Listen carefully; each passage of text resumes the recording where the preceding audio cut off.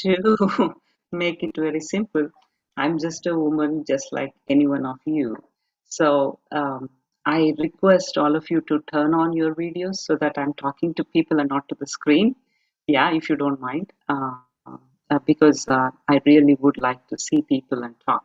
I'm a people person and I always love interacting with people, and I would like to see your expressions. And this is not going to be a lecture. Let me make that very clear. It's going to be a very interactive session, and I want you to come out with your thoughts, ideas, and any questions. You can stop me anywhere you want, and let it be more of an exchange of ideas. Pooja made me an expert, but that's all in the platform, okay? I'm just like one of you. And to just give you a brief about why I'm here and why I agreed to talk to all the teachers when Pooja requested me to have a session. Um, I just really was very, very excited to share my thoughts because I have been doing this for almost 3 decades now. And most of what I'm going to say today, or in my podcast series, which I'm going to launch today, is all part of my life experience. Either it is with myself or with the people with whom I have interacted. And I, I think I have been able to um, master the skills of taking care of myself because I have this unique skill of managing my mental health, come what, let it be any devastating situation. I manage to take care of myself during every situation, every adverse situation. Well, we all manage, don't we? We all manage, but not at the cost of our own health or our own well being.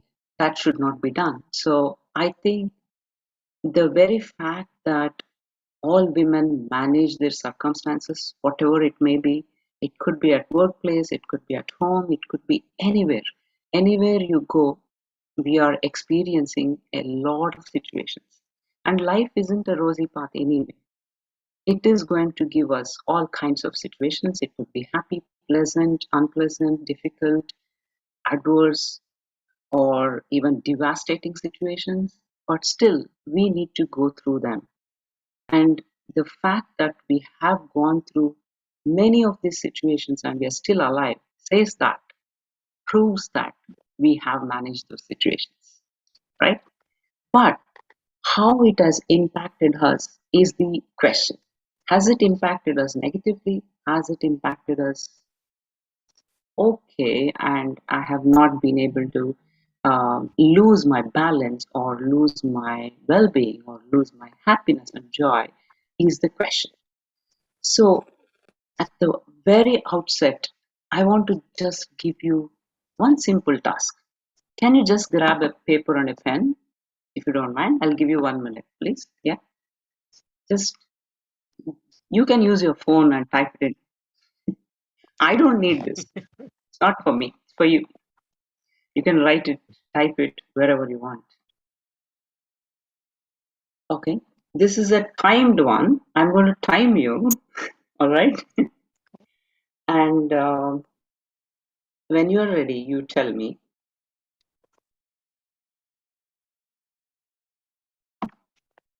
I'm ready.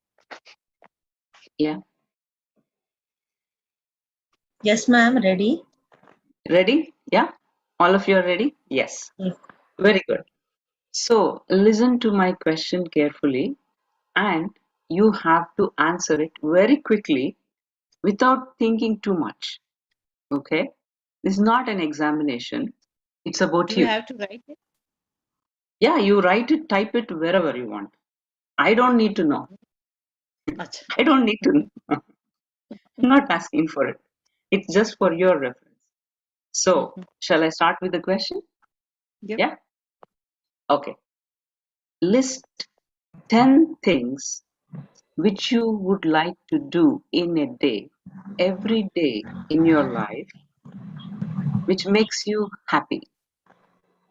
It's not necessary that you're doing it already.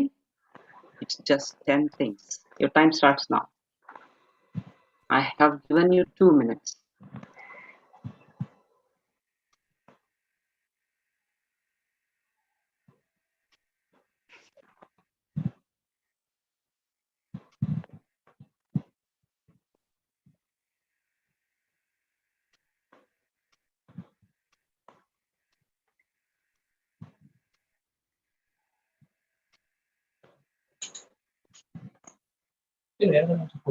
ಅಂತ ಹೇಳಿ ಇನ್ನೇನೋ ನಡೀತಾ ಇದೆ.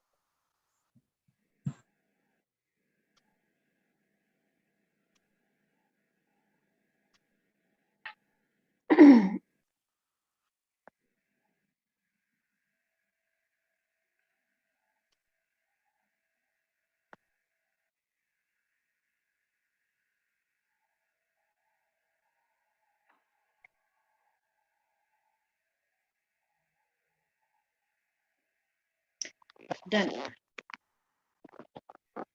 Great job. You still have 1 minute more. And I'm realizing there are many more if I go on You can write. writing. You have. No. Please write. Please write. Please write. That's why I gave 2 minutes. I didn't stop you at one.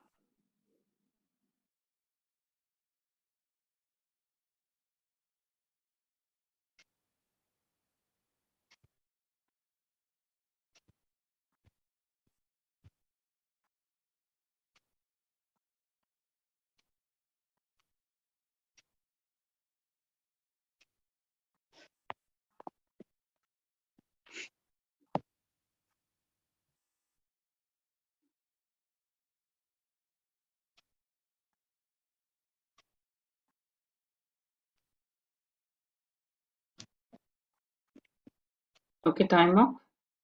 Yep. Yeah, done. I think you can unmute yourself. It's okay for me to have disturbance. I love disturbance. Yeah. So you have written 10 or more, not less than 10. Anybody less than 10? No, ma'am. No? Very good. Great going. I So have it done. you good. So you have not thought of only the things which you are already doing, right? Whatever makes you happy, whether you're doing it right now or not, you have listed it. Okay. So do you think you're doing everything listed or No, not? ma'am. Some, Not able to do No, it. not able to do. Okay, some of here the I things go. I'm I'll go doing, with but my. Yeah, sorry. some of the things I'm doing, but I want to do it more. Exactly. Yeah. I know. Yeah, that's the reason I asked you to list it, and we'll come back to the list at the end of the session. But now I'm going to share my screen with my presentation, and you can mute yourself. I'm going to just talk for about 10 minutes, and after that you can ask me questions. Yeah. Okay.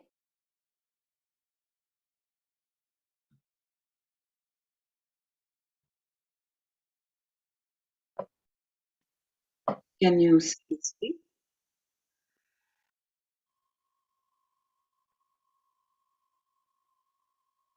Can one of you raise your hands and say you can see my screen? Yeah. Okay. Yeah. Thank you. Is it any better now? Fine, ma'am. Fine. Yeah, it's fine. Okay. Yeah, it's fine. Right. Right. You So can make it bigger. full screen, I believe. Then Full you screen you see want? Yeah. the Yeah. full screen. Yeah. Is that Now okay? perfect. Okay. Thank you. Yeah. Make yourself comfortable. If you can't see, you can't hear, you stop me. Yeah. All right. So, whenever you see me, you are going to smile. Yeah. That's the reason I have kept this series as Smile, because I think we go into a low energy level or a low ebb on many occasions. The reasons could be plenty, but it is difficult for us to stay motivated in these occasions.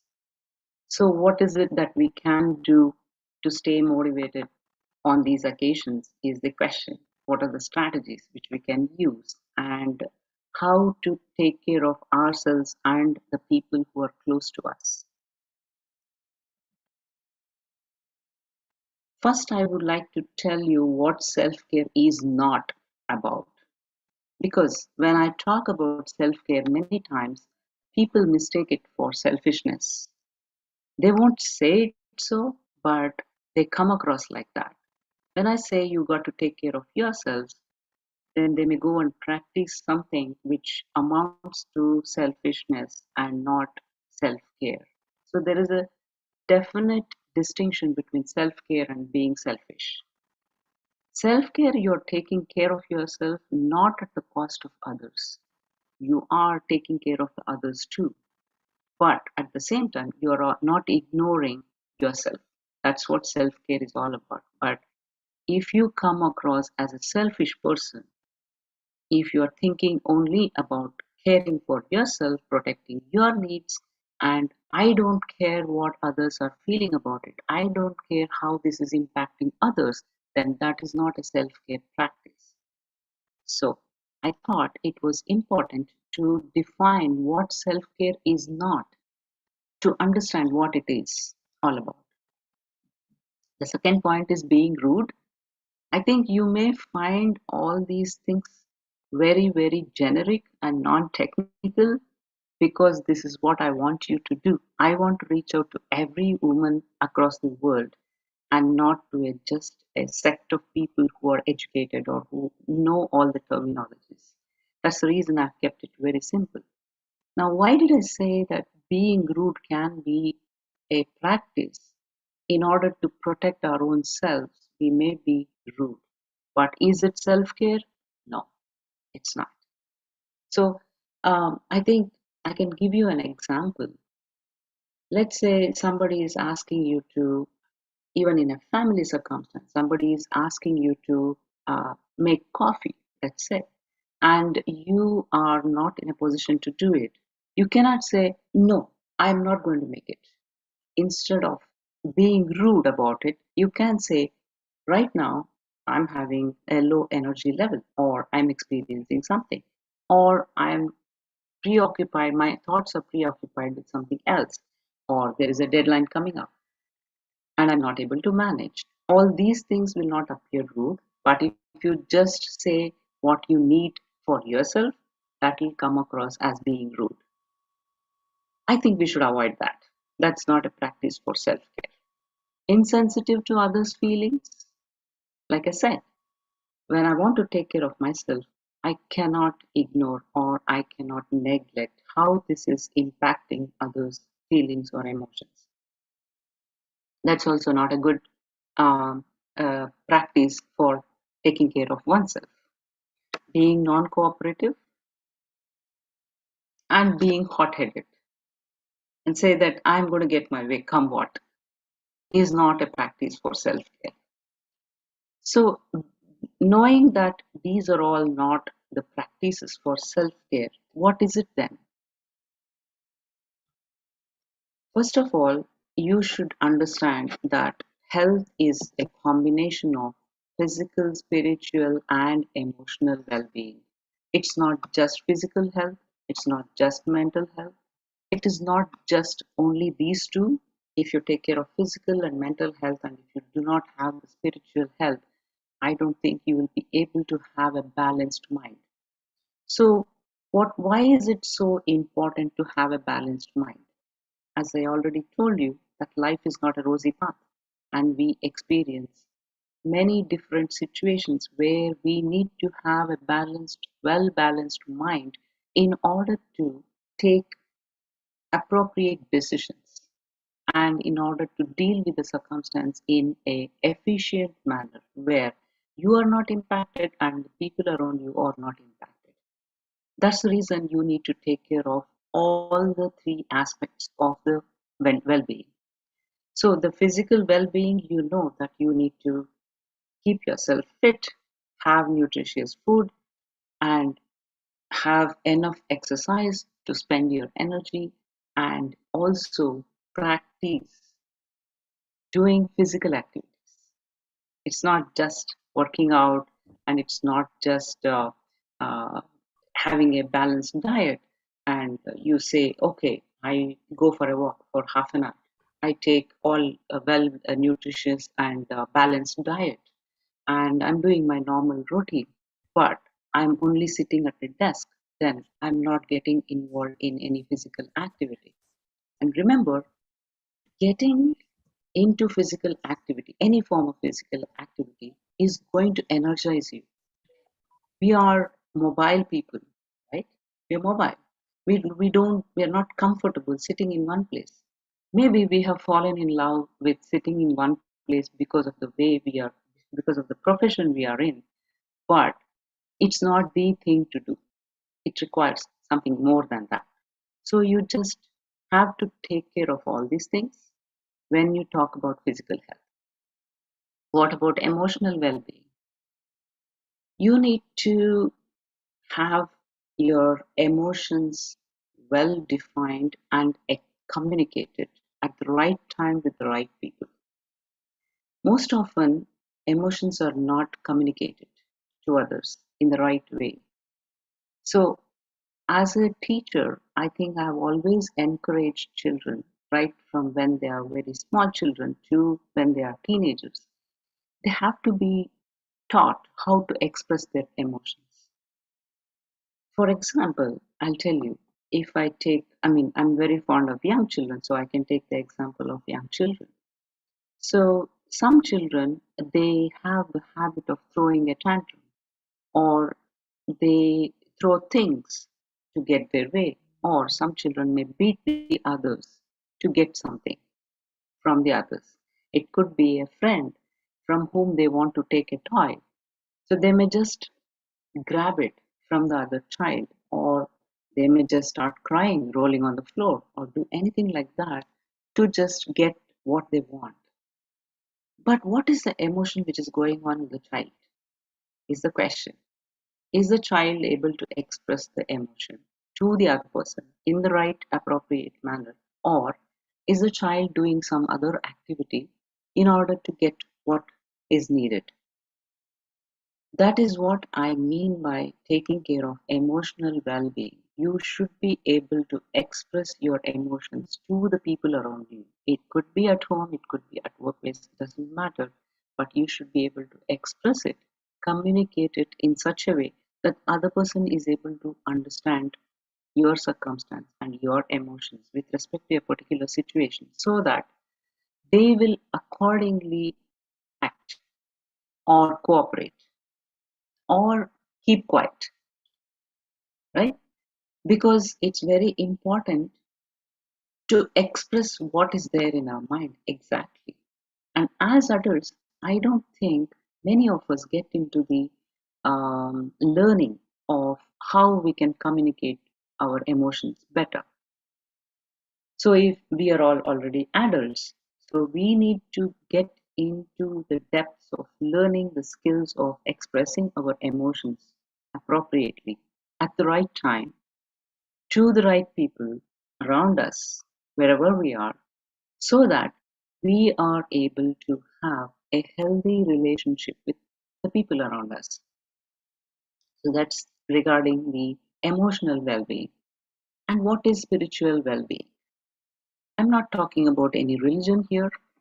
I am not talking about any um, particular practice which is involved in taking care of your spiritual well being. All I wanted to say was, if you understand what life is all about, and if you are able to understand how to deal with the various aspects of life at a very simple philosophical level, no need to go to a high philosophical level, but you need to understand what life is all about. What am I trying to do? And why am I doing what I'm doing? Am I justified in doing this or in practicing this? Or Is there something which I can modify in this? How can I learn? And from whom can I learn?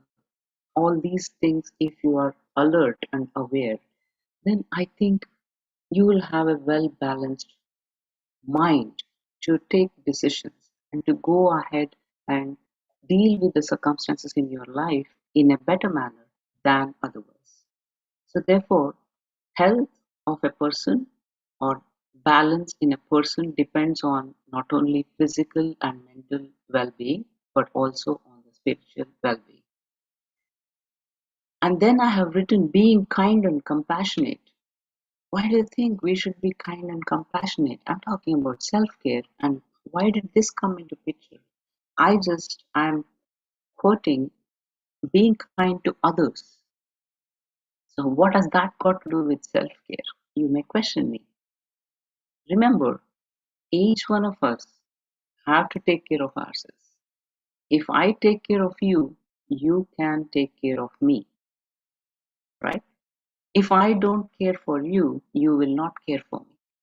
So when I want to take care of my own needs, I need to take care of all the people around me and have a good rapport with the people who are with me so that when I am in need, when my needs are demanding, I can expect the others to cooperate with me, coordinate with me to help me take care of myself.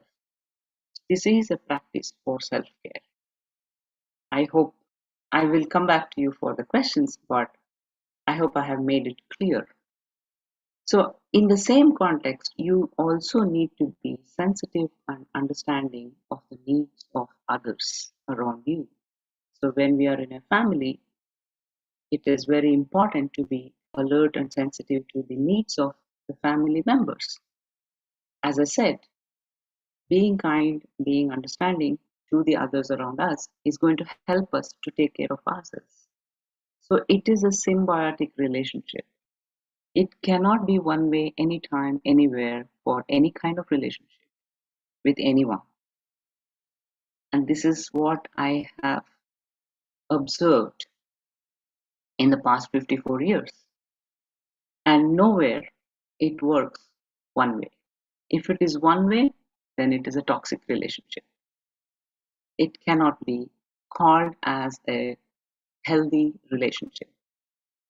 So I think um, I have been able to touch upon what self care is all about. So let's just move on to see what are the factors which affect this self care practice. Because it's important we understood what self care is not all about, and we also got an understanding of what self care is about and how we can practice self care. But is it entirely in our hands? No, it's not.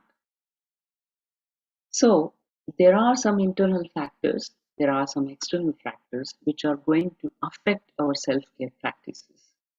There are many, many factors, but I have taken the most important ones and I have listed only a few for the want of time.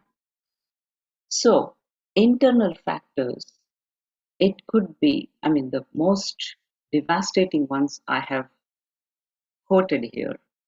One is ignoring the needs of oneself. I think this is a practice among many women who just say, you know what, I need to take care of my students in the classroom. And you know what, I have so many things to do, I can't do this.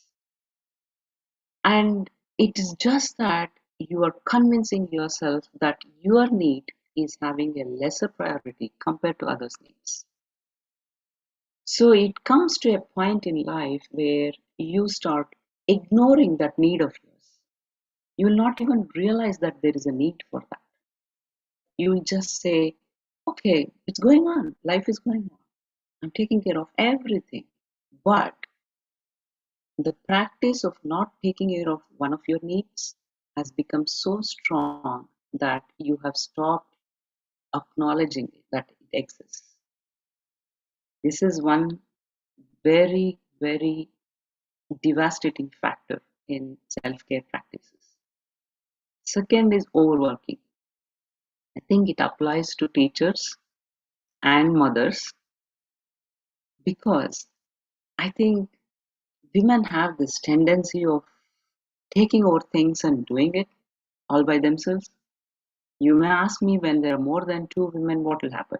Well, there will be some women who will be overdoing it more than the others. That's it. That's all which happens.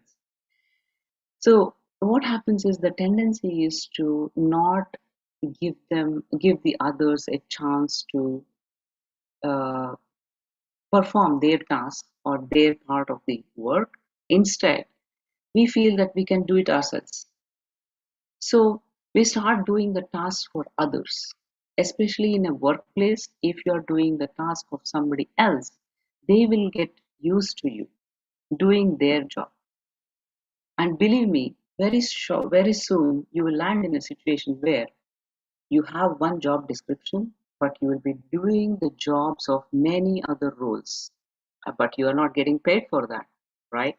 You are only getting paid for one job role, but you are executing the tasks of many other roles. Should you do it? Is the question. At what cost are you doing it? Is another question. Why are you doing it? Many reasons. Okay. So at the subconscious level, you will have many reasons why you are overworking. And you have enough justifications to prove that you have to do it. There's no choice. So you will get habituated to that and you will start overworking. The next one is even more dangerous. That's altruistic. Thinking that others are very important in my life and not me. I mean, I want to tell you something at this point. All these things will look, it's not what I'm doing. No, I don't ignore my own needs. I don't overwork. I'm not altruistic. I'm not passive, you may say. But you have to introspect at a deeper level and find out what you are. Because at the surface, you may not be appearing as one of these kind of characters, but there will be underlying factors which are not noticed by you. So I would request you to go into a introspection mode today after the session probably, so that you will understand yourself better. So being altruistic is always thinking that the other's needs are greater than your own needs. So what happens is, as I said, you will not even acknowledge there are some needs in yourself and you need to meet them in order to keep your balance. You will say, I'm managing everything. See, managing is different from living. We can all survive, but we should not survive, isn't it? We should live every moment of our life. We cannot afford to say that we are existing or we are surviving or we are managing. We are not here to manage anything. We have to enjoy life every moment of it, whatever may be the situation. So being altruistic will not allow you to do that.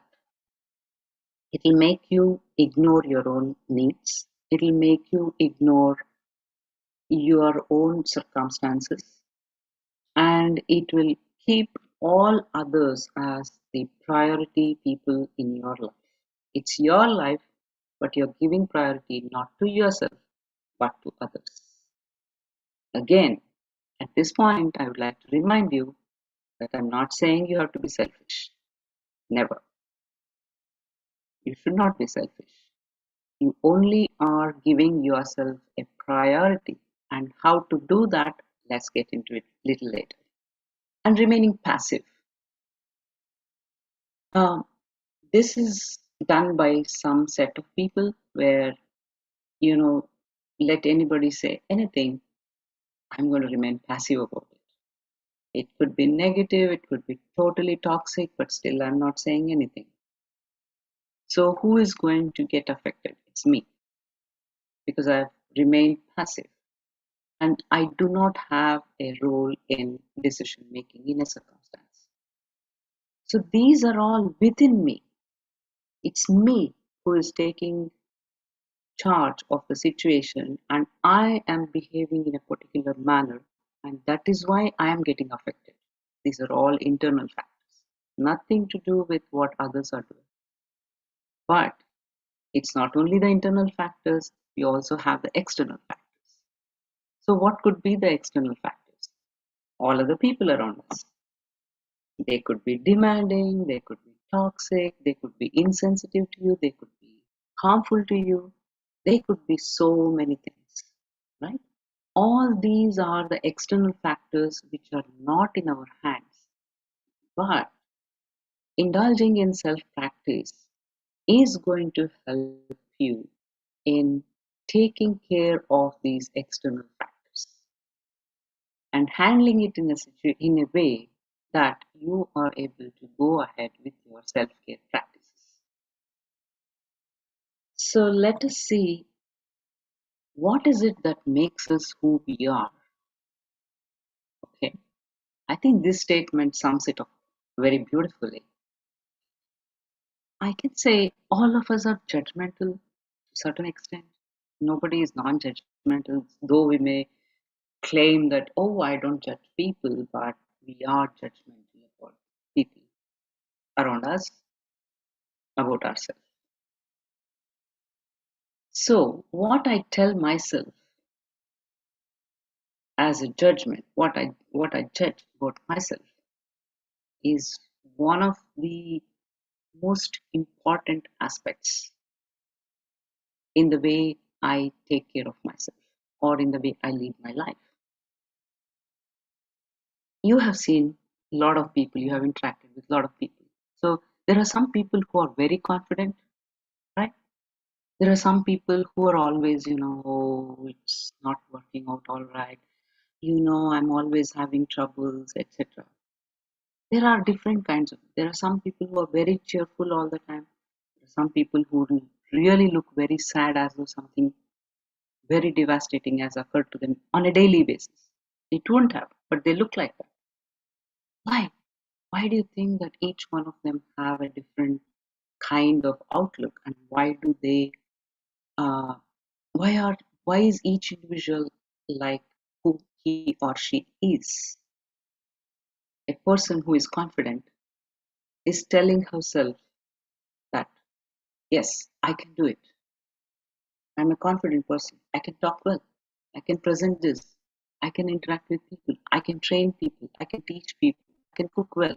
I can sing well. I can dance well. Listen to what you're saying to yourself. And that is what makes who you are.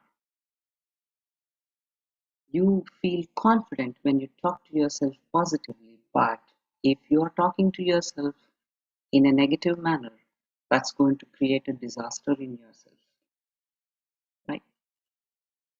So, don't you think the judgment which we make of ourselves and the sentences which we tell ourselves is going to play an important role in how we are going to behave, how we are going to maintain our self care, or how we are going to maintain our well being, and how we can interact with others in an efficient and effective manner to have all the relationships in a healthy way. So, if you want to get everything going in a beautiful manner, whether it is at home or at work, or whatever you do, you have heard of the work life balance, right?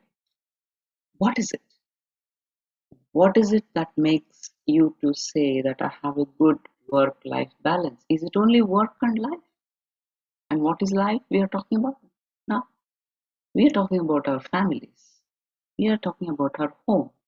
Talking only about work and home. Where are you? Are you there?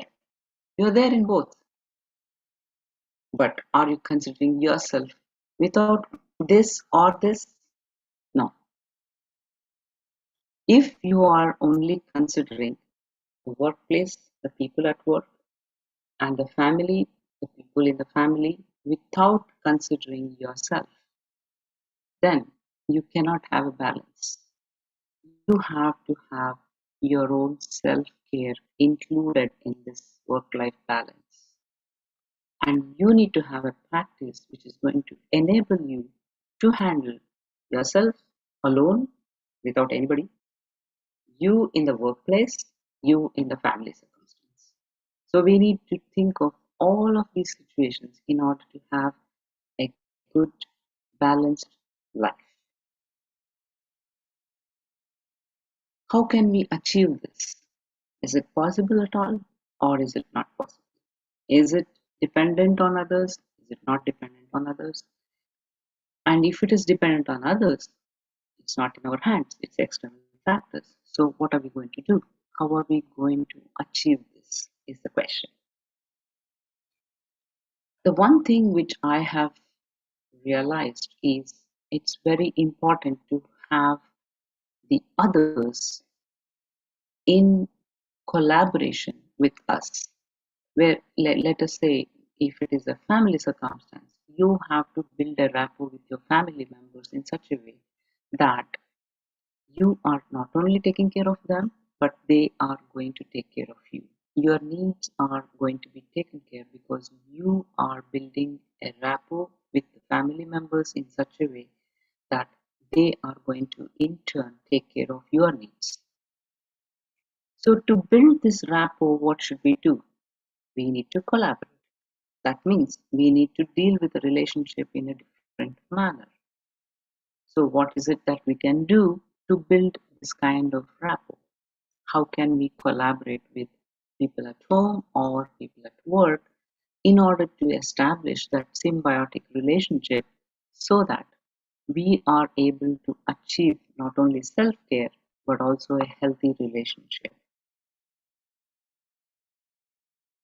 If you take the support system which can be created at home, the targets are listed here.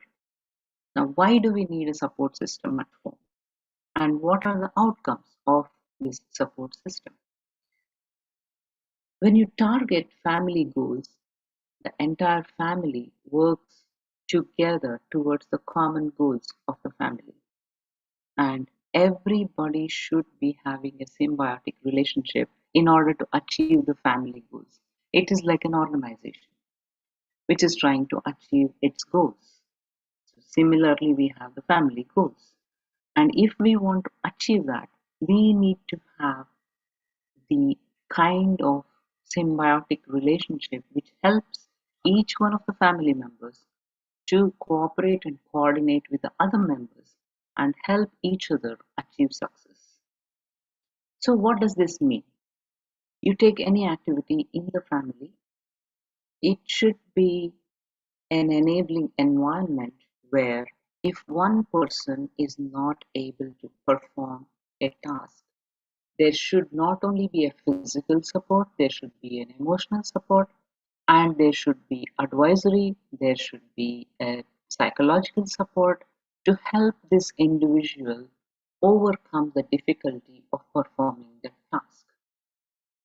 So, when can such a support be possible? When you have an open communication with the other members.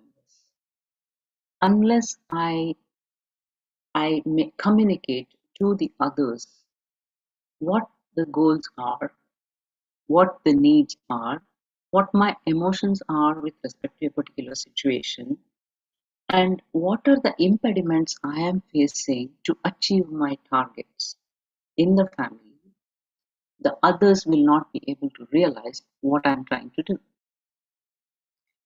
It's like the seesaw, okay? We have all played seesaw. And I'm sure in the beginning we might have fallen from the seesaw, isn't it? Why? If one person goes up, the other person goes down. If this person goes up, the other person goes down. Both cannot be at the top, both cannot be at the bottom. Life is like that.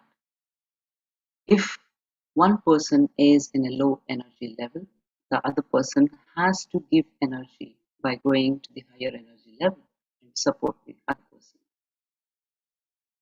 So if you take any circumstance, you should be able to bring the energy of all the members, whether it is family or workplace. You should be able to bring all the energy of all the members towards one particular situation and overcome the impediments in that particular situation. And that can happen only when we have an open communication, when we are able to express ourselves. What is the circumstance? What are the needs? What are the impediments? Where are you facing the difficulty? And how you seek the support of each independent member.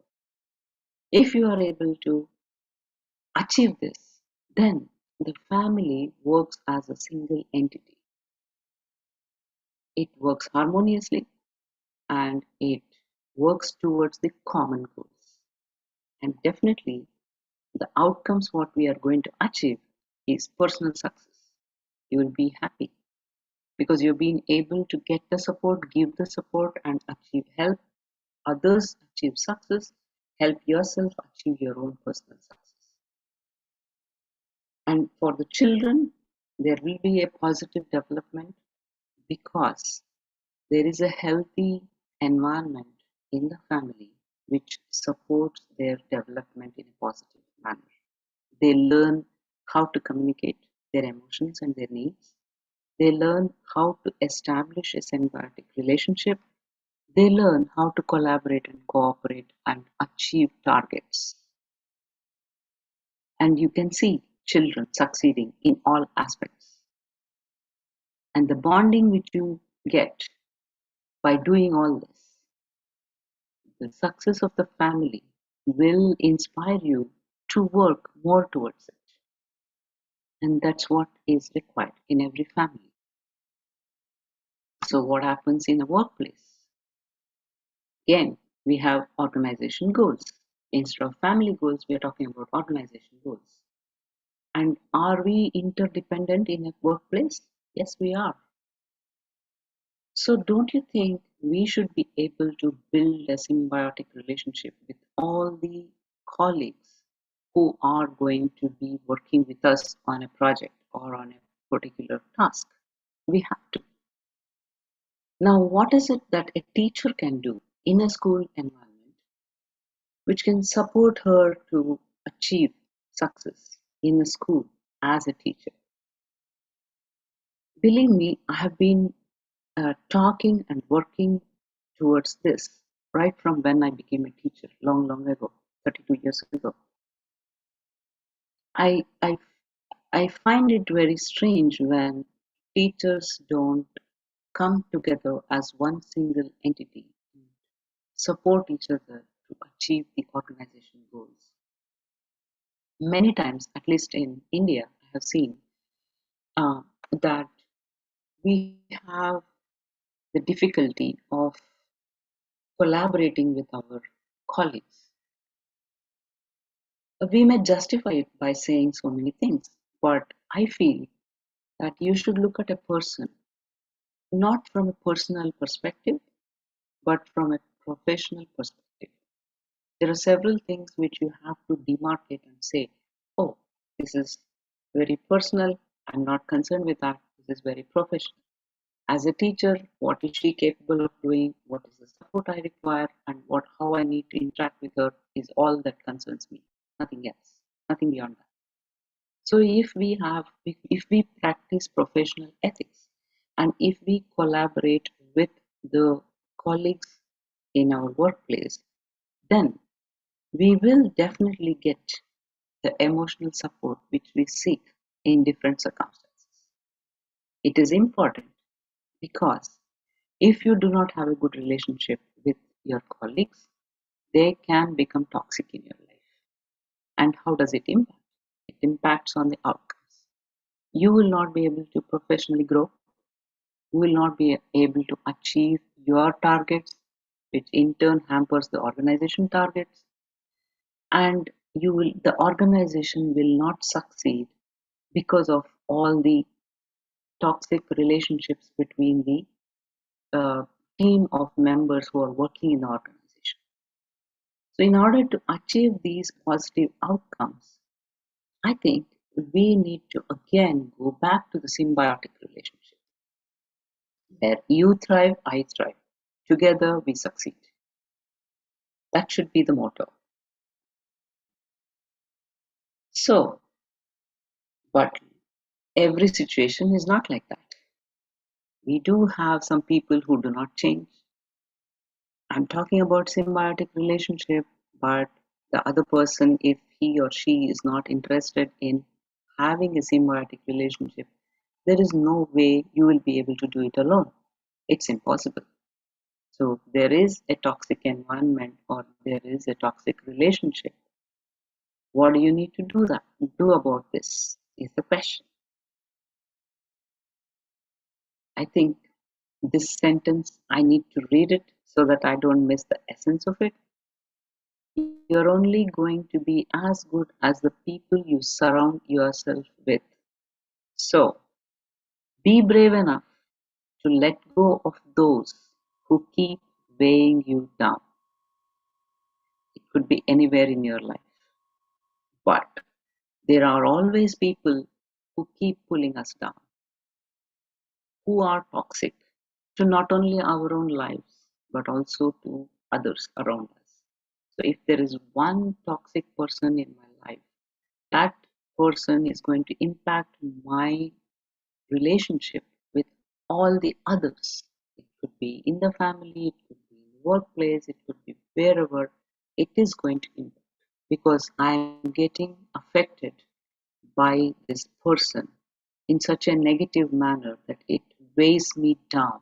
I will not be able to perform efficiently. I'll not be 100% efficient. So I think this is one aspect where you need to be courageous